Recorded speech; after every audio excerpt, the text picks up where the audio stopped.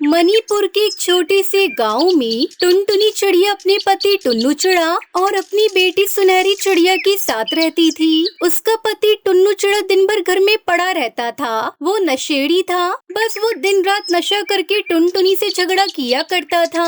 वो कोई काम धंधा भी नहीं करता था। बेचारी टुनटुनी चिड़िया अपना घर चलाने के लिए अपने पड़ोसियों के घर नौकरानी का काम करके किसी तरह अपना घर का गुजारा चलाती थी। वो अपनी बेटी को एक अच्छा जीवन देना चाहती थी, लेकिन गरीबी के आगे वो बहुत मजबूर थी। एक दिन टुन्नू चिड़ा नशे में अपनी पत्नी से पैसे मांगने लगता है। टुनटुनी, अरे और टुनटुनी, जल्दी से मुझे कुछ पैसे दे दे। मुझे शराब पीनी है। मेरे पास जो पैसे थे अब वो खत्म हो चुके हैं। अपने पति की ये बात सुनकर तो टुनटुनी का पारा बढ़ जाता है और वो गुस्से में अपने पति से कहती है, कैसे पति हो तुम? जरा सी भी शर्म नहीं आती तुम्हें? पैसे मांगते हुए किस मुंह से तुम ये बात कर रही हो? तुम्हें कमाकर मुझे देना चाहिए, उल्टा मुझसे पैसे मांग रहे हो। मेरे पास तुम्हें देने के लिए कोई पैसा नहीं है, वो भी नशे में खर्च करने के लिए। टुनटुनी की कड़वी बातें सुनकर टुन्नू चिड़ा गुस्से से तिलमिला जाता है और टुनटुनी के पंख पकड़ते हुए कहता है, तेरी इतनी जरूरत? तू मुझसे जुबान लड़ाती है। जितना कहा है बस उतना कर। मेरे सर पर नाचने की कोशिश मत कर। चल जल्दी से मुझे पैसे दे दे, वरना मैं तेरा वो हाल करूँगा कि तू जिंदगी भर याद रखेगी। इसलिए मुझे मजबूर मत कर कि मैं भूल जाऊँ कि तू मेरी पत्नी है। समझी? चल ला पैसे दे। नहीं है मेरे पास आपको देने के लिए पैसे।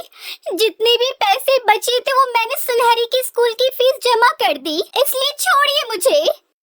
अच्छा, तू मुझसे झूठ भी बोलने लगी? तेरी हिम्मत कुछ ज्यादा नहीं बढ़ गई है? अपनी औकात में रह, समझी? तू रुक, मैं पैसे तो लेकर रहूंगा, चाहे कुछ भी हो जाए। तेरी ये चालाकियां मुझ पर नहीं चलने वाली।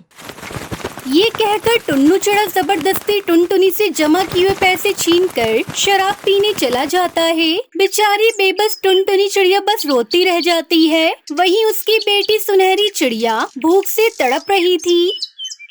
मम्मा, मुझे बहुत जोरों से भूख लग रही है, कुछ खाने को दो ना मम्मा, मेरा पेट दर्द हो रहा है। तब टुनटुनी चिड़िया अपनी बेटी को चुप कराते हुए कहती है, मैं कैसी मजबूर बेबस माँ हूँ। मेरी बेटी भूख से मेरी आंखों के सामने तड़प रही है और मैं उसे कुछ खिला भी नहीं सकती। बेटा, घर का सारा अनाज मेरे नशेड़ी पति ने बेच डाला और कुछ थोड़े बहुत पैसे जमा किए हुए थे वो छीन कर ले गया। अब मैं क्या करूँ, मुझे कुछ समझ में नहीं आ रहा। बेटा तू चुप हो जा, ले थोड़ा सा पानी पी ले, तुझे आराम मिलेगा। नहीं माँ, मुझे खाना ही चाहिए। सुनहरी चिड़िया लगातार रोई जा रही थी। उसे जोरों की भूख लगी थी। तभी उसका पिता टुन्नू चिड़ा नशा करके वापस आ जाता है और अपनी बेटी सुनहरी को रोता हुआ देखकर गुस्से में कहता है, अरे ओ टुनटुनी, अपनी इस मनहूस बेटी को चुप करा दे। इसकी आवाज मेरे कानों में चुभ रही है, नहीं तो मैं इसे भी मार डालूंगा। मुझे इसका रोना जरा भी अच्छा नहीं लग रहा। जल्दी चुप करा इसे। कैसे बाप हो तुम? तुम्हारी बेटी भूख से तड़प कर रो रही है और तुम्हें इसका रोना बुरा लग रहा है। वो बेचारी तुम्हें रोज याद करती है और तुम यहाँ खड़े खड़े बकवास कर रहे हो। जरा तो शर्म करो टुन्नू। बस अब तेरा बहुत भाषण सुन लिया मैंने। बस अब और नहीं, आज मैं तुम दोनों का किस्सा ही खत्म कर देता हूँ। निकलो तुम दोनों माँ बेटी मेरे घर से। अब तुम दोनों यहाँ नहीं रहोगी। मेरा पीछा छोड़ दो तुम दोनों। अब तुम लोगों से मेरा कोई वास्ता नहीं। मर गई हो तुम दोनों मेरे लिए। दोबारा इस घर को मुड़कर भी मत देखना। दफा हो जाओ यहाँ से। बेचारी टुनटुनी मिन्नतें करती रही, लेकिन टुन्नू चिड़ा अपनी पत्नी और बेटी को घर से बाहर निकाल देता है। तभी अचानक बहुत तेज बारिश होने लगती है। बेचारी टुनटुनी बारिश में भीगती हुई अपनी बेटी सुनहरी के साथ नए आशियाने की तलाश में चल देती है। अब वो जंगल में रहना भी नहीं चाहती थी। चलते चलते वो दूसरे जंगल में पहुंचती है। वहाँ सभी पक्षियों के घर मिट्टी के बने हुए थे। ये देखकर टुनटुनी चिड़िया बहुत खुश हो जाती है और अपनी बेटी से कहती है, बेटी, अब हम लोग भी अपना मिट्टी का घर बनाकर यहीं रहेंगे। तभी उस जंगल में बारिश कर रहा बबलू बादल टुनटुनी चिड़िया के पास आता है और उससे पूछता है, क्या हुआ चिड़िया बहन, आप बहुत उदास नजर आ रही हैं और मैंने आज से पहले आपको यहाँ कभी नहीं देखा। आप कहाँ से आई हो? बादल भैया, मैं मणिपुर गांव से आई हूँ। मैं बहुत ही ज्यादा परेशान हूँ क्योंकि मेरे पति ने मुझे और मेरी बेटी को घर से निकाल दिया। हमारे पास रहने के लिए कोई आशियाना नहीं है। क्या मैं यहाँ पक्षियों के साथ मिट्टी का घर बनाकर रह सकती हूँ? अरे चिड़िया बहन, ये भी कोई पूछने की बात है। यहाँ तुम अपना मिट्टी का घर बनाकर रह सकती हो। यहाँ पर सभी पक्षी मिलजुल कर एक साथ रहते हैं और यहाँ की मिट्टी कोई मामूली मिट्टी नहीं बल्कि जादुई मिट्टी है। इससे बना हुआ जादुई मिट्टी का घर कभी नहीं टूटता। ये सुनकर टुनटुनी चिड़िया बहुत खुश होती है और कुछ दिनों की कड़ी मेहनत के बाद वो अपना मिट्टी का घर बनाकर खुशी खुशी अपनी बेटी के साथ उसमें रहने लगती है। तो दोस्तों, आपको हमारी आज की कहानी कैसी लगी? हमारी कहानी को लाइक करें और कमेंट करके अपनी राय हमें दें। आपके कमेंट और लाइक हमारे हौसले को बढ़ाते हैं। अगर आप हमारे चैनल पर नए आए हैं तो हमारे चैनल को सब्सक्राइब करना न भूलें। तब तक के लिए धन्यवाद।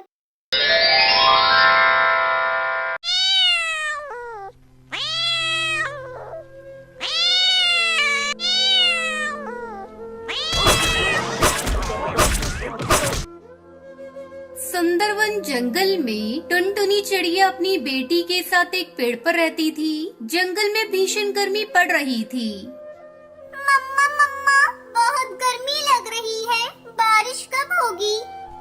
अभी बारिश का मौसम आने में समय है बिटिया। तू मेरे पास आ, मैं तुझे पंखे से हवा कर देती हूँ। तुझे राहत मिलेगी। मम्मा चलो ना, नदी किनारे चलते हैं। वहाँ ठंडी ठंडी हवाएं चलती हैं। ठंडा ठंडा पानी भी पी लेंगे। तब तक आप लोग कमेंट पे बताएं 48 डिवाइडेड बाय 6 कितने होते हैं। इस तरह सुनहरी चिड़िया अपनी माँ टुनटुनी के साथ नदी किनारे बहुत देर तक बैठी रहती है। एक दिन अचानक से बारिश होने लगी। सारे पक्षी बारिश का आनंद लेने लगते हैं, लेकिन कुछ समय बाद ही बारिश विकराल रूप ले लेती है। बेटा जल्दी घर चलो, नहीं तो हम लोग रास्ते में फंस जाएंगे। बारिश ने तूफान का रूप ले लिया है बेटा। टुनटुनी बेटी के साथ जल्दी जल्दी घर लौटती है। अरे मम्मा, अपना घर कहाँ है? अपना घर कहाँ है मम्मा? लगता है बारिश में अपना घर टूट गया। हे भगवान, ये तूने क्या किया? गर्मी से तो तूने हम सबको राहत दे दी, लेकिन मेरा घर तोड़ दिया। अब मैं अपनी बेटी को लेकर इतनी तेज बारिश में कहाँ जाऊँ? टुनटुनी चिड़िया बारिश में अपनी बेटी के साथ छिपने की जगह तलाशने लगी। मम्मा वो देखो, कालू अंकल का लकड़ी का घर। चलो उनसे मदद मांगते हैं। चलो ना, हम कालू अंकल के घर चलते हैं। कालू अंकल, ओ कालू अंकल, जरा दरवाजा खोलो। मैं और मेरी माँ पानी में भीग रहे हैं। हमारा घर टूट गया है अंकल। यहाँ कोई मैंने धर्मशाला नहीं खोली है जो तुम लोगों को अपने घर में आने दूं। जाओ यहाँ से, कहीं और जाकर रहने की जगह तलाश करो। बहुत देर तक दोनों बारिश में रहने का ठिकाना ढूंढती रहती है। थोड़ी देर बाद उन्हें कुटिया दिखाई देती है। लगता है वो कोई साधु महात्मा की कुटिया है। चलो हम लोग वहाँ चलते हैं। दोनों माँ बेटी महात्मा की कुटिया पर जाते हैं। महात्मा जी, हमारा घर मिट्टी का था जो बारिश की वजह से टूट गया। हम बेघर हो गए महात्मा जी। किसी ने हमारी मदद नहीं की। कोई बात नहीं चिड़िया रानी, तुम बारिश रुकने तक यहाँ रह सकती हो। महात्मा जी, आपकी कुटिया भी तो मिट्टी की है, फिर ये क्यों नहीं बारिश में टूटी? वो इसलिए बिटिया, ये जादुई मिट्टी से बनी है। ये लो जादुई मिट्टी, इसे साधारण मिट्टी में मिलाकर अपना घर बनाना, वो भी कभी नहीं टूटेगा। शाम होते होते बारिश रुक जाती है और टुनटुनी महात्मा जी की दी हुई जादुई मिट्टी से अपना घर बनाती है। पूरी रात लीपा पोती करके टुनटुनी अपना मिट्टी का घर तैयार कर लेती है। फिर दोनों माँ बेटी जब अपने मिट्टी के घर में प्रवेश करते हैं तो वो अंदर से बहुत ठंडा था। मम्मा, ये घर तो बहुत ठंडा है, इसमें तो गर्मी भी नहीं लगेगी। वाह मम्मा, महात्मा जी की जादुई मिट्टी ने कमाल कर दिया है। ऐसा घर पूरे जंगल में किसी और का नहीं होगा। फिर दोनों माँ बेटी खुशी खुशी उस मिट्टी के घर में रहने लगती है, लेकिन उनकी खुशी को उस जंगल में रहने वाली दुष्काली बिल्ली से देखा नहीं जाता और एक दिन मौका पाकर वो उनके मिट्टी के घर में कब्जा कर लेती है। जब वो दोनों माँ बेटी पानी पीकर नदी किनारे से वापस अपने घर आती है तो दुष्ट बिल्ली को देखकर हक्का बक्का रह जाती है। आओ टुनटुनी, आ गई तुम। मुझे तुम्हारा ही इंतजार था। आज से ये घर मेरा है, तुम ये घर भूल जाओ या मेरा भोजन बन जाओ। बिल्ली मौसी, बहुत मुश्किल से हमने मानसून के मौसम में ये घर बनाया है। हम माँ बेटी कहाँ जाएंगे ऐसे बरसात के मौसम में? हम पर दया करो। ये सब मैं नहीं जानती। ये घर आज से मेरा है, समझी? चलो अब यहाँ से। अब अपना बोरिया बिस्तर उठाओ, चलती बनो। टुनटुनी बेचारी करती भी क्या, अपनी बेटी को लेकर वो उसी बाबा की कुटिया में जाती है। बाबा जी, हम पर दया करो, हम फिर से बेसहारा हो गए। आपकी जादुई मिट्टी से बनाए हुए घर पर दुष्ट बिल्ली ने कब्जा कर लिया है। मैं मेरी बेटी अपनी जान बचाकर आपके पास आए हैं। बच्चा, घबराने की जरूरत नहीं, वो जादुई मिट्टी का घर है। मैं अभी उस घर को वहाँ से यहीं किसी पेड़ पर जादुई शक्ति से ला देता हूँ। बाबा एक मंत्र पढ़ता है और वो जादुई मिट्टी का घर वहाँ से गायब होकर टुनटुनी के पास आ जाता है। टुनटुनी अपना घर देखकर बहुत खुश होती है और बाबा को प्रणाम करके अपने मिट्टी के घर में खुशी खुशी रहने लगती है। बहुत समय पहले की बात है। सुंदरवन नामक जंगल में टुनटुनी अपने पति कालू और दो छोटे बच्चे सुनहरी और पिंकी के साथ रहा करती थी। वो पक्षी बहुत ज्यादा गरीब थे। अपने दोनों बच्चों का पालन पोषण करने के लिए जंगल से कुछ लकड़ियां लाकर बेचा करते थे और उसी से अपना घर चलाते थे। एक दिन हमेशा की तरह टुनटुनी और कालू कौआ लकड़ियां लेने के लिए जंगल जाते हैं, लेकिन तभी बहुत तेज तूफान और बारिश आ जाती है, जिसकी वजह से पेड़ आपस में टकराकर गिरना शुरू हो जाते हैं और एक पेड़ कालू कौए के ऊपर आकर गिर जाता है, जिसकी वजह से उसकी तुरंत ही मौत हो जाती है और दूसरा पेड़ टुनटुनी के ऊपर आकर गिर जाता है। टुनटुनी की सांसें चल रही थी, लेकिन वो पूरी तरह से जख्मी हो जाती है। किसी तरह वो अपने आप को बचाकर वो कालू के पास जाती है और रोते हुए कहती है, तब तक आप लोग हमारे इस वीडियो को लाइक और अगर आपने हमारे चैनल को सब्सक्राइब नहीं किया है तो जल्दी से सब्सक्राइब कर लें और कमेंट सेक्शन में जरूर बताएं कि आपको हमारी ये कहानी कैसी लगी। कालू, कालू अपनी आंखें खोलो, घर पर हमारे दो बच्चे हमारा इंतजार कर रहे हैं। देखो, मुझे इस तरह से हमारे बच्चों को छोड़कर मत जाओ। हमारे बच्चे तुम्हारे बारे में पूछेंगे तो मैं उनसे क्या कहूँगी कि उनके पिता उन्हें हमेशा हमेशा के लिए छोड़ के चले गए। नहीं कालू, नहीं, तुम हमारे साथ ऐसा बिल्कुल मत करो। प्लीज अपनी आंखें खोलो, अपनी आंखें खोलो कालू। इस तरह टुनटुनी बहुत ही ज्यादा फूट फूट कर रो रही थी। कालू के आगे उसे अपने जख्म भी दिखाई नहीं दे रहे थे। जंगल में आसपास के पक्षी टुनटुनी के पास आते हैं। बेटा, तुम्हारा पति तुम्हें छोड़कर जा चुका है और अभी तुम्हें अपना ख्याल रखना है। तुम भी बहुत जख्मी हो और जितना हो सकता था हमने तुम्हारी मदद कर दी। अब जाओ अपने घर और अपना ख्याल रखो। तुम्हें अपने दोनों बच्चों को भी तो संभालना है। टुनटुनी चिड़िया को पास के पक्षी बहुत समझाते हैं और वो सभी के समझाने के बाद घर चली जाती है। घर जाने के बाद सुनहरी और पिंकी अपनी माँ की ये हालत देखकर घबरा जाते हैं। माँ, ये आपको क्या हो गया? आपको कितनी ज्यादा चोट लगी है? अच्छा, आपके तो पैर में भी चोट लगी है। माँ, पिताजी कहाँ हैं? इतना तेज तूफान आ गया था, हम दोनों तो घबरा ही गए थे, कहीं आप दोनों को कुछ न हो जाए। माँ, आप जवाब नहीं दे रही, बस रोती जा रही हैं। हम आपसे कुछ पूछ रहे हैं, पिताजी कहाँ हैं? वो नजर नहीं आ रहे। सुनहरी पिंकी, मेरे प्यारे बच्चों, तुम्हारे पिताजी हमें हमेशा हमेशा के लिए छोड़कर चले गए और मैं भी किसी काबिल नहीं बची। जंगल में काम करने वाले पक्षियों ने मेरी मदद की, मुझे यहाँ तक पहुँचाया। अब तो मैं अपने पैरों पर चल भी नहीं सकती। तुम्हारे पिता का भी अंतिम संस्कार करके आ रही हूँ। तेज तूफान से पेड़ गिरना शुरू हो गए और एक पेड़ से तुम्हारे पिता हमें छोड़कर चले गए और दूसरे पेड़ ने मुझसे मेरे पैर छीन लिए। अब मैं तुम दोनों का पालन पोषण कैसे करूँगी? मुझे तो कुछ भी समझ में नहीं आ रहा है। अब हमारा क्या होगा? अपनी माँ को इस तरह से रोता हुआ देखकर और अपने पिता की मौत की खबर सुनकर दोनों बच्चे भी रोने लगते हैं। तभी पिंकी अपनी माँ के आंसू साफ करती है और अपनी माँ से कहती है, माँ, आप हमेशा कहती थी ना, हमारे दादा दादी का घर बहुत बड़ा है और वहाँ पर चाचा चाची, उनके बच्चे, सभी लोग रहते हैं। हम भी तो वहाँ जा सकते हैं। आखिर वो भी हमारा घर है, हमारा भी तो हिस्सा है उसमें। आप चिंता क्यों करती हैं? हम वहीं पर जाएंगे और वहीं पर रहेंगे। नहीं नहीं मेरे प्यारे बच्चों, हम वहाँ पर नहीं जा सकते। तुम्हारे दादा दादी मुझे पसंद नहीं करते क्योंकि मैं गरीब परिवार से थी और तुम्हारे पिताजी मुझे पसंद करते थे। इसलिए वो अपने माता पिता के खिलाफ जाकर उन्होंने मुझसे शादी कर ली। इसलिए उन्होंने अपने बेटे और मुझे अपने घर से निकाल दिया। हम वहाँ पर नहीं जा सकते बच्चों, नहीं जा सकते हम वहाँ पर। टुनटुनी अपने दोनों बच्चों को अपनी सारी बातें बता देती है। पूरा परिवार दुखी था, परेशान था। तभी अचानक तेज तूफान के साथ बारिश शुरू हो जाती है और इतनी बारिश होती है कि उनके घोंसले के अंदर पानी आना शुरू हो जाता है।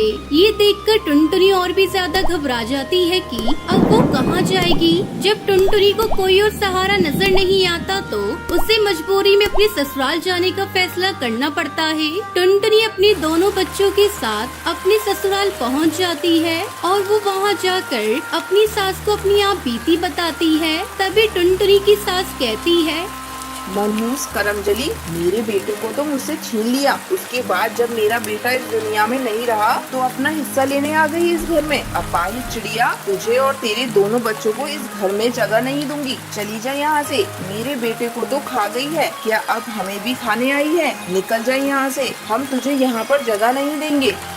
सासू माँ, मेरे दोनों छोटे बच्चे हैं, इनके ऊपर थोड़ा रहम करो, थोड़ा रहम करो सासू माँ।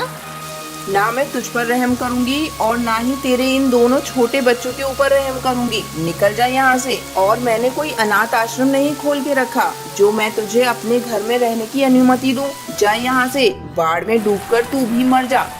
दादी दादी, अपने घर में रहने की जगह दे दो ना। बारिश कितनी तेज है, हम इतनी तेज बारिश में कहाँ जाएंगे? हमारा छोटा सा घोंसला टूट गया, उसके अंदर पानी भी भर गया। हमारे पास रहने की कोई जगह नहीं है दादी। टुनटुनी की सास किसी की भी नहीं सुनती और सबको घर से बाहर निकाल देती है। टुनटुनी चिड़िया इतनी तेज बारिश में अपने दोनों बच्चों के साथ कहाँ जाती, उसे कोई जगह नहीं मिल रही थी। तभी वो अपने दोनों बच्चों से कहती है, लगता है अब हमें पहाड़ी पर ही जाकर रहना होगा क्योंकि यहाँ तो कहीं रहने की कोई जगह नजर नहीं आ रही है। जिनके पक्के और अच्छे मकान हैं, वो तो अपनी छतों पर रह रहे हैं। हम यहाँ झोपड़ी डालकर भी नहीं रह सकते। सिर्फ एक पहाड़ी पर जाने का ही आसरा है। चलो मेरे प्यारे बच्चों, पहाड़ी पर चलते हैं, देखते हैं वहाँ पर हम अपना जीवन कैसे बिताएंगे। ऐसा कहकर टुनटुनी अपने दोनों बच्चों के साथ पहाड़ी पर चली जाती है। वहाँ जाकर टुनटुनी चिड़िया उसके दोनों बच्चे देखते हैं तो चारों तरफ फल के पेड़ लगे थे, ठंडी ठंडी हवाएं चल रही थी, बहुत अच्छा लग रहा था। तभी पिंकी कहती है, माँ, पहाड़ी पर तो कितना अच्छा लग रहा है और यहाँ पर हमें खाने की भी कोई परेशानी नहीं होगी। जब तक हम यहाँ रहना चाहें आराम से रह सकते हैं। बहुत समय बाद हमें फल खाने के लिए मिलेंगे। हाँ बेटा, वो तो सब ठीक है, लेकिन यहाँ पर जंगली जानवर भी रहते हैं। हम इस तरह खुले में तो नहीं रह सकते। हमें रहने के लिए घर की आवश्यकता है, इसलिए हमें लकड़ियाँ चाहिए। माँ, वो देखिए, सामने देखिए, कितनी ज्यादा मिट्टी है। हम वहाँ से मिट्टी लेकर आएंगे और मिट्टी का घर बनाएंगे और उसके अंदर रहेंगे। अरे वाह, मेरी समझदार बेटी, तुमने कितना अच्छा आइडिया दिया है। हाँ, अब हम मिट्टी का घर बनाएंगे। जाओ मेरे प्यारे बच्चों, सामने जो मिट्टी का ढेर है वहाँ से मिट्टी लेकर आओ। टुनटुनी के कहने पर सुनहरी और पिंकी सामने जो मिट्टी का ढेर था वहाँ से मिट्टी लेने जाती है ताकि वो अपने लिए एक मिट्टी का घर बनाकर उसके अंदर रह सके। तभी वहाँ पर एक खतरनाक बिल्ला आ जाता है जिसे देखकर सुनहरी और पिंकी घबरा जाते हैं। माँ, ये जंगली बिल्ला तो हमारी ही तरफ आ रहा है और अभी तो हमारा मिट्टी का घर भी नहीं बना। ये तो हम तीनों को खाकर डकार भी नहीं लेगा, हमें खा जाएगा। माँ, अब हम मर जाएंगे। माँ, ये जंगली जानवर तो हमें मार डालेगा। जंगली बिल्ला को देखकर दोनों बच्चे बहुत ही ज्यादा घबरा रहे थे। वो रो रहे थे कि तभी मिट्टी के ढेर से आवाज आती है। टुनटुनी चिड़िया, मैं जादुई मिट्टी हूँ और अच्छे लोगों की मदद करती हूँ। तुम बहुत अच्छी हो, इसलिए मैं तुम्हारी मदद करना चाहती हूँ। तुम मेरी मिट्टी से जादुई मिट्टी का घर बना सकती हो और उस घर में तुम्हें किसी चीज की कोई परेशानी नहीं होगी। मैं कहीं कोई सपना तो नहीं देख रही। मिट्टी के अंदर से आवाज आ रही है, अब हमारा जादुई मिट्टी का घर होगा। मुझे तो अभी भी विश्वास नहीं हो रहा है। नहीं नहीं, तुम सपना नहीं देख रही। जंगली बिल्ला भी तुम्हारा कुछ नहीं बिगाड़ सकता। बस तुम अपनी आंखें बंद करो और जैसा भी घर तुम सोचोगी वैसा ही जादुई मिट्टी का घर बनकर तैयार हो जाएगा। जादुई मिट्टी की बातें सुनकर टुनटुनी खुश हो जाती है और वो अपनी आंखें बंद करती है तो उसके सामने एक बहुत ही सुंदर मिट्टी का जादुई घर बनकर तैयार हो जाता है, जिसे देखकर टुनटुनी उसके दोनों बच्चे बहुत खुश होते हैं। टुनटुनी जादुई मिट्टी को धन्यवाद कहती है और अपने बच्चों के साथ जादुई मिट्टी के घर के अंदर खुशी खुशी रहने लगती है।